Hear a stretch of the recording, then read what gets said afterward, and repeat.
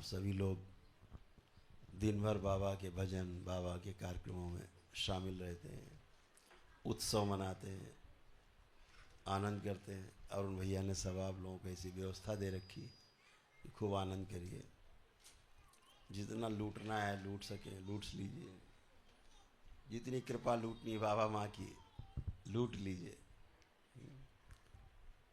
आपके संदीप भैया आपको दिन भर डुबोए रहते हैं रसों में, दिन भर जब भी मौका मिला आपको रसों में डुबो देते हैं। जो यहाँ के संगीत की जो टीम है बहुत अच्छी, बहुत सुंदर, बहुत अच्छी। कार्यक्रम में सबके चार चांद लगा देते हैं, उनका संगीत बहुत सुंदर। और जो तालमेल है संदीप जी का, वो तो फिर झुमा देने वाला है बिल्कुल। हम भी सुनते रहते, जब यहाँ रहते हैं सुनते रहते हैं, कान तो बंद रहते नहीं, सुनते रहते, बैकग्राउंड म्यूजिक बजता रहता है, संदीप की आवाज़ आती रहती है, संगीत की आवाज़ आती रहती है। बहुत बढ़िया। सभी लोग ऐसे ही आचरण अपने अच्छे रखिए ताकि बच्चों में आचरण जाएं अच्छे। आपके आचरण ही बच्चों में आगे जाएंगे, आपकी बातें नहीं जाएंगी। बातें तो सामने वाले को ज्ञान में परास्त करने के लिए होंगी, जीने के लिए आपका आचरण ही बच्चों में जाएगा। जैसे आप वैसे बच्चे बनेंगे। इसलिए अपने आचरण के प्रति हमेशा सतर्क रहें, अवेयर रहें। जैसा हमारा आचरण वैसे आगे जाएगा। जैसे गुरु को सतर्क रहना पड़ता है कि जैसा मेरा आचरण होगा हमारे शिष्यों में वैसे ही जाएगा, ऐसे माता पिता को भी अपने बच्चों को लेकर के बहुत सतर्क रहना चाहिए कि जो भी अंदर हमारे आचरण हैं, हम जीते हैं जैसे, बच्चे हमारे वैसा ही जिएंगे। इस बात को हमेशा ध्यान रखिएगा। एक छोटा सा बच्चा, आपको लगता है इसे क्या पता है, और आप धड़ाधड़ फ़ोन पे झूठ बोले जा रहे हैं, नहीं अभी मैं घर पे नहीं हूँ, अभी मैं बाहर हूँ, ये हूँ। बच्चा सुन रहा है, देख रहा है कि अरे ये तो घर में ही झूठ बोल रहे हैं। वो उम्र में छोटा होने के कारण या भयवश वो बोल नहीं पा रहा आपसे, लेकिन समझ सब रहा है। इससे मत सोचिएगा कि समझ नहीं रहा है, उसके आचरण में आएगा। वो भी बड़ा होगा ऐसे ही बोलेगा, पापा मैं जरा अभी स्कूल में हूँ, होगा किधर भी। तो आपको पलट के मिलने वाला है, इसलिए अपना आचरण एकदम दुरुस्त रखिए। और ख़ास तौर से अपने बच्चों के सामने तो बिल्कुल 100%। तो धीरे धीरे धीरे धीरे बच्चों का विकास जो होता है वो माता पिता के पास ही सबसे पहले होता है। सबसे पहली गुरु उसकी माँ है, पहली गुरु माँ है, जो माँ उसको सिखाती है, समझाती है बचपन से लेके। तो माँ सबसे पहली गुरु, इसलिए माँ को, फिर पिता उसके आसपास रहता है। दोनों को बड़ा सतर्क रहना चाहिए कि बच्चे बड़े समझदार हो। मैं एक बार अपने एक हमारे मित्र थे यूनिवर्सिटी में, तो हम उनके गए, तो उनका कोई एक मकान बन रहा था। बोले कभी इधर आइएगा, तो रोड पे ही था, तो हमने गाड़ी रोक दी, चलो चलते हैं। मकान का निर्माण चल रहा था, बाहर ईंटें रखे हुए थे, जो ट्रक से उतरते ईंटें, ईंटा का प्रयोग होता है बिल्डिंग में, वो रखे थे। तो उसमें से कुछ ईंटें नीचे गिर गए थे, बेतरतीब पड़े थे 8-10 ईंटें। वो जो पूरा चट्टा बनाते हैं ना, तो वो नीचे कुछ गिरे पड़े थे। उनका 2 साल का बच्चा, पौत्र 2 साल का, वो धीरे धीरे टुमुक टुमुक के बाहर आया। और उसने पहला कोशिश क्या किया, अब हम उसको देख रहे, वो हमसे बातें कर रहे, मैं उसको देख रहा हूँ। उसने एक ईंटा पूरी ताकत लगा के उठाया, और जहाँ से गिरा था उसको वहाँ रखा पहले जहाँ से गिरा था। फिर वो दूसरा उठाने की कोशिश कर रहा था, तो उसका ईंटा गिर गया। तो वो, अरे, तो उन्होंने जाकर उसको एक थप्पड़ मारा, लग जाएगी, चोट लग जाएगी, क्या कर रहा है, चलो अंदर चलो। मैं विचार करने लगा कि बच्चा तो अच्छा काम कर रहा था, उसको चांटा पड़ गया। जो काम बड़ों को करना चाहिए कि जो ईंटें 8-10 ईंटें नीचे गिर गए हैं बीच में रास्ते में, वो उठा के उसी में रख दे जहाँ से गिरे। वो काम बच्चे कर रहे हैं।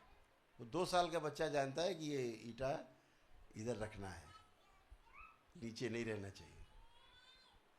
आप कभी भी कोई घर के अपने बागवानी करो, कोई घास फूस आप निकालना शुरू करो और पानी वानी डालो गमले वमले में, आप देखना घर के जो बच्चे होंगे ना सबसे पहले आ जाएंगे उसमें करने के लिए काम। वो नेचुरल जो प्राकृतिक है वो करना चाहते, वो भी घास खोदने लगेंगे, आप कुछ भी करेंगे, आप डांट के भगा देते चलो अंदर गंदे हो जाओगे।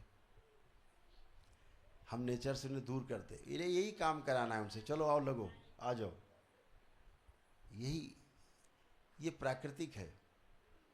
हाँ, बच्चियाँ आप देखिए, जो बच्चियाँ रहती छोटी, माँ आटा वगैरह मारती है तो बच्चियाँ पहुँच जाती हैं, खुद करने लगती हैं।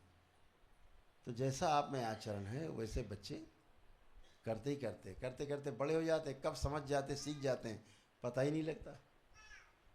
कभी नहीं बताना पड़ता है कि भाई कैसे खाना खाओ, क्या खाना खाओ, कब खाना खाओ, सब पता है। सब पता है कौन आएगा, कैसे वेलकम करना है, कैसे विदा करना है, सारा पता है, सब रहता है। तो आचरण से ही जो है पूरा परिवार निर्मित होता है आपका। और अच्छे आचरण से जीना बनता है फिर आप पूरे परिवार का। इस बात का विशेष ध्यान रखो और बाबा माँ से हमेशा जुड़े रहो, अपने प्रार्थना संकल्प करते रहो और अच्छे बने रहो। ये इसका तरीका। आपके पास तो इतनी बड़ी शक्ति है, केवल आपके प्रार्थना संकल्प मात्र से अपने आप को स्वस्थ फील करते हो आप। तो इतनी बड़ी शक्ति आपके पास है, इतनी ऊर्जा आपके पास है। आपके पास ऊर्जा नहीं भी होती है, बाबा माँ से प्रार्थना करते हैं ना, आपका जैसी श्रद्धा आस्था विश्वास है आपको वहीं से ऊर्जा मिलती है सीधे।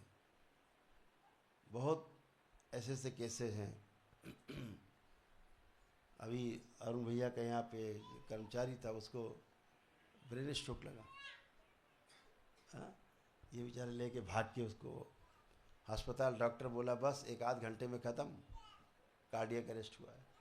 हम भी उधर देख रहे, हमको फ़ोन किए, पूरा दरबार देख रहा कि अरे ये तो गया, नहीं बचेगा। ये बोल रहे कैसे भी हो गुरुदेव, चाहे जैसे हो गुरुदेव, इसको बचना चाहिए, ये मरना नहीं चाहिए। मैं कह रहा हूँ कैसी बातें कर रहे हो, चलो बाद में देखेंगे। दरबार दिखा रहा है गया, इसका टाइम पूरा ख़त्म काम। अब मैंने लिख के भी डाला इनको कि वो मुश्किल काम है, नहीं बचेगा, कुछ समय बाद ये समाप्त हो जाएगा, जीवन नहीं है ज़्यादा ना कैसे भी। और वो पूरा लकवाग्रस्त होकर पूरा डेड हो गया, मतलब कोई इसमें हरकत नहीं, कोई होश नहीं। अब ये प्रार्थना संकल्प और मुझको फ़ोन कर करके और मुझे मैसेज डाल के, और इधर भी इन्होंने बाबा को अर्जी लगा के, माँ को अर्जी लगा के, इन्होंने पूरा अपना कार्यक्रम फिट कर दिया इधर ही से।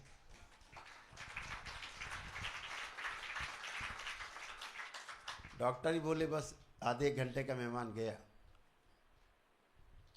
अभी कह रहे कुछ भी लग जाए, कुछ भी हो जाए, इसको बचाना है डॉक्टर साहब। डॉक्टर भी कह रहे कैसे आदमी है ये, कैसे बचेगा। लेकिन यहाँ दरबार सजा हुआ है, जैसे करौली शंकर महादेव धाम है कानपुर में, हरिद्वार में, ऐसे बेंगलोर में अभी ये दरबार है।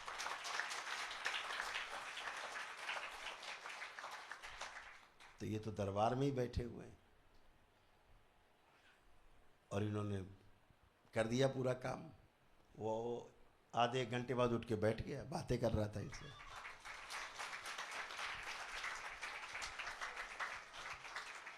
अभी तो डॉक्टर देख के हैरान है कि ये क्या हुआ। कार्डियक अरेस्ट का मतलब होता है पूरी बॉडी धीरे धीरे डेड हो जाती है, ना हार्ट काम करता है ना बाद में, बस आदमी डेड पड़ा रहे, धीरे धीरे पड़े पड़े मृत्यु हो जाती है। तो ये आपकी अपनी प्रार्थना की शक्ति है, आपकी जितनी गहरी आस्था है, जितना गहरे में आपका विश्वास है, जितना आपके अंदर है, वही काम करता है। गहरा संकल्प है, जितना हृदय से प्रार्थना करते गहराई से, चालूपंथी काम नहीं आती यहाँ, यहाँ हृदय ही जुड़ता है हृदय से ही जुड़ते हैं। क्योंकि इसमें सीधे बाबा और माँ और आपके बीच का मामला है, सीधा सीधा है, बीच में कोई नहीं। क्योंकि आप बाबा के भक्त हैं, शिष्य हैं बाबा के, आप तो सीधा मामला डायरेक्ट है। आप बोलते हैं वो होने लगता है। तो हमेशा अच्छा सोचना है, अच्छा बोलना है, अच्छा देखना है, अच्छा करना है, अपने लिए भी दूसरे के लिए भी। क्योंकि दूसरे का हम बुरा सोचते हैं तो दूसरे का बुरा होता है, आपका भोग बढ़ता है। तो हम अपने लिए भी अच्छा सोचते हैं, अभ्यास बन जाता है तो दूसरों के लिए भी अच्छा सोचें। तो ये दरबार है आपका, अलबेला दरबार है आपका। संदीप भैया आपके गाते रहते हैं, बताते रहते हैं कैसा दरबार है आपका।